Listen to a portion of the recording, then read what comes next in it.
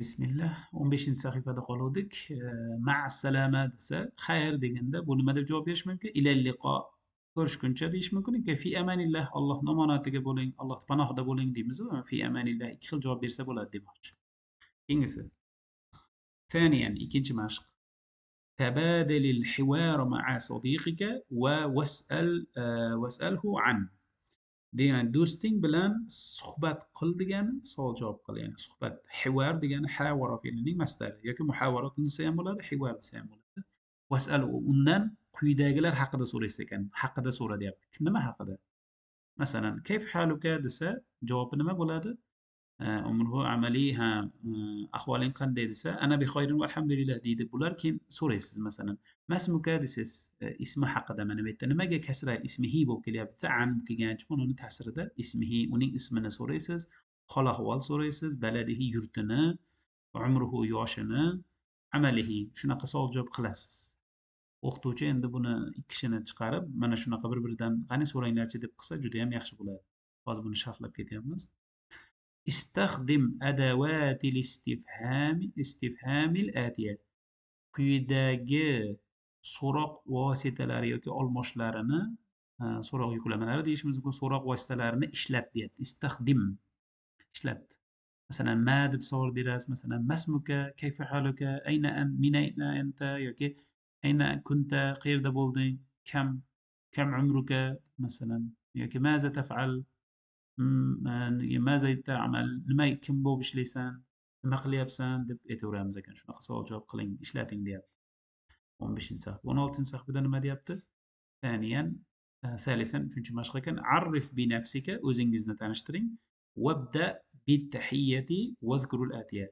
Salomlashish bilan boshlang. Ibdaa, badaaning bo'liq shakli. Wabda keyin quyidagilar zikr qiling tanishganda. At-tahiyyat salomlashda nima deysiz ekan? Ismingizni aytasiz ekan, umrini, yoshingizni, al-baladu qayerdanligingiz, keyingisi Madina shahrini, keyin oxiri ishini, kim bo'lib ishlaysiz? Masalan, o'qituvchi yoki firmada direktor bo'lib ishlayman bo'lishi mumkin. Keyingisi robian 4-mashq. Sili tahiyyata bima yunasibuha. Salomlashni unga mos keladigani bilan bog'lang, ya'ni orasini bog'lang demoqchi. Assalomu alaykum desa nima deydi? Mana va alaykumussalom deydi bunisi. Keyin sobahun xoyr desa, xayrli tong desa sobahun nur, mana sobahun nur deydi. Masaul xoyr, xayrli kech desa masaun nur deydi, xayrli kech. Marhaban desa, keyin pastda ahlan va sahlan, xush kelibsiz. Salom desa xush kelibsiz deydi, mana ahlan va sahlan. Keyingisi ma'assalama desa xayr desa nima deydi? Ilal liqo. O'tdik mana shu ilal liqo bo'ladi pastdan. Keyingisi xomisan 5-mashq. Uzkur amakina suvaril atiyati. Quyidagi rasmlarning suratuning ko'pligi suvarun bo'ladi. Quyidagi rasmlarning joylarini, joylashgan joylarini amakin, makanunning ko'pligi. Uzkur ayting, zikr qiling degani ayting 5-mashqda. Bu ahromat qayerda edi? Misrda aytasiz.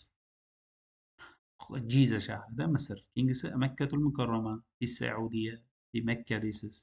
Bu Burj Khalifa bilamiz Dubayda, Dubay yoki Emirat deyishingiz mumkin. Mana bu qayerda ekan?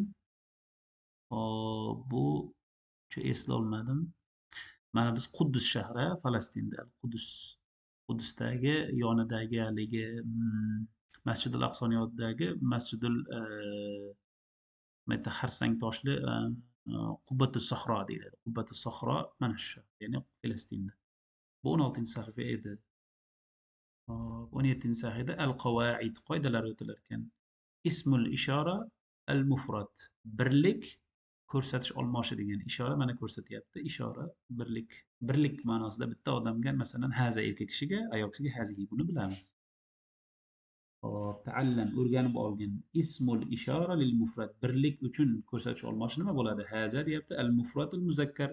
Erkak kishi bo'lgan yoki muzakkar jinsida bo'lgan bitta yakka narsaga haza deb aytasiz. Haza rojulun masalan bu kishi deyapti. Ayol kishiga hazih deymiz. Al mufradul muannas. Muannas ayol jinsidagi bitta yolg'iz narsaga hazihi deysiz deyapti. Masalan, hadihi imroatun bu ayol kishi deyapti.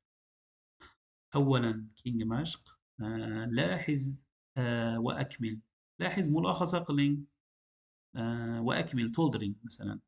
من ديجانا من هذا كم بوتز هذا طالب بو طلبة من هذه بو كم هذه طالبة بو طلبة قس من هذا دس هذا معلم دي مسشوك إيركشمنا بو أختوش عند أيال كشدان سوريا برنامج من هذه بو كم دسك هذه معلمة بو أختوش أيال أختوش دي مسك كيم باسدا ما دب سورسا نما ديجانا ما هذا نما بو هذا قلم بو قلم ما هذا هذا علم بو بيراق ما هذه بنما مؤنث نفس سوريا هذه حقيبة بوسمك ما هذه تشوكي مؤنث هذه مدرسة بو مكتب تيب بو نيتين ساقيا قاعد إنج ساقيفة ثانيا كنت مشق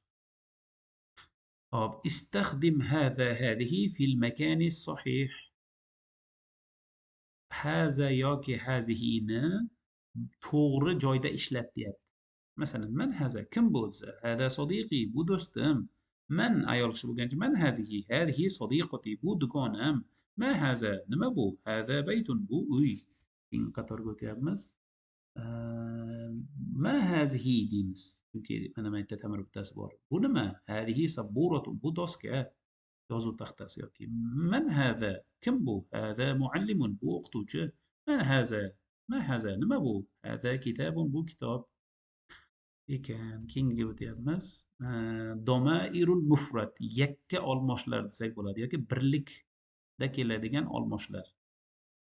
Masalan, ana men, hop anta sen, anti sen ayol kishi, huwa u erkak kishi, hiya u ayol kishi.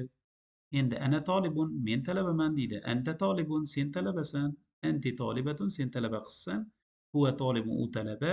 Hiya tolibatun. U talaba qiz deb bu odam buni gapiradi demoqchiman. O'shaning uchun nuqta qilib buni ayol kishiga nisbatan hiya tolibatun demoqchi. Keyin o'sha talaba qizni o'zi nima deydi? Ana tolibatun men talaba qizman deydi. 18-sahifa tamom. 19-sahifaga o'tdik. Ta'allam o'rganib olgin, bilib olgin deyapti. Domairul mufrad yakka olmoshlar yoki birlik olmoshlari deylik. Domair bu birligi domirun bo'ladi. Muzakkarga nisbatan mutakallim so'zlovchi, muxotab xitob qiluvchi ikkinchi shaxs, g'oyib uchinchi shaxs. Mana ana, anta, huwa, ana, anti, hiya. Endi anaga masalan misol beribdi. Mutakallim muzakkar. Bu so'zlovchi muzakkar erkak kishi bo'lsa shunaqa. Mutakallimun muannas ayol kishi bu tomoniga. Masalan, anta muxotab muzakkar, huwa g'oyibun muzakkar va shularni bergan. Yaxshi. Keyinga o'tamiz. Avvalan, birinchi mashq